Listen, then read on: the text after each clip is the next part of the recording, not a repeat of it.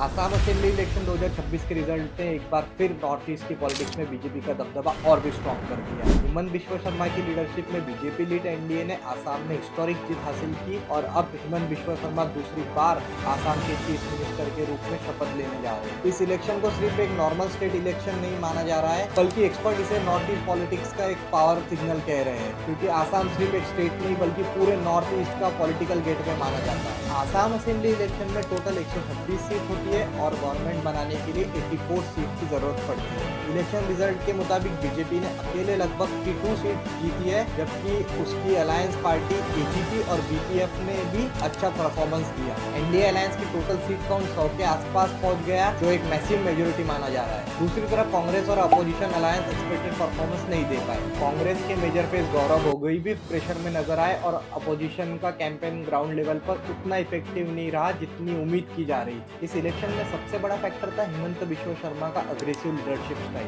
BJP ने election campaign को completely Himanta centric बना दिया था। Development, infrastructure, law and order, border security और आसामी आइडेंटिटी जैसे मुद्दे बीजेपी ने स्ट्रांगली प्रोजेक्ट किए। पॉलिटिकल एनालिस्ट के मुताबिक हिमंत बिश्व शर्मा ने आसाम में बीजेपी को एक इलेक्शन मशीन में कन्वर्ट कर दिया था। ग्राउंड कैडर से लेकर सोशल मीडिया नैरेटिव तक बीजेपी का कैंपेन काफी ऑर्गेनाइज्ड एंड अग्रेसिव था। इलेक्शन कैंपेन के दौरे बीजेपी ने illegal immigration, NCR, border control and cultural identity जैसे इमोशनली कनेक्टेड इशू को अग्रेसिवली उठाया। बीजेपी का फोकस था हिंदू वोट कंसिडरेशन और रीजनल नेशनलिज्म को एक साथ अलाइन करना। वही कांग्रेस ने अनएम्प्लॉयमेंट, इन्फ्लेशन और गवर्नेंस इशू पर कैंपेन किया, लेकिन रिपोर्ट्स के मुताबिक उनका नैरेटिव वोटर्स को स्ट्रांगली कन्विंस नहीं कर पाया। एक्सपर्ट्स का मानना है कि आसाम का यूथ और अर्बन मिडिल क्लास का सपोर्ट बीजेपी के फेवर में क्लियरली नजर आया। एक और इंटरेस्टिंग बात यह रही कि हिमंत बिश्व शर्मा ने इलेक्शन के बाद भी कॉन्फिडेंस के साथ विक्ट्री स्टेटमेंट दिया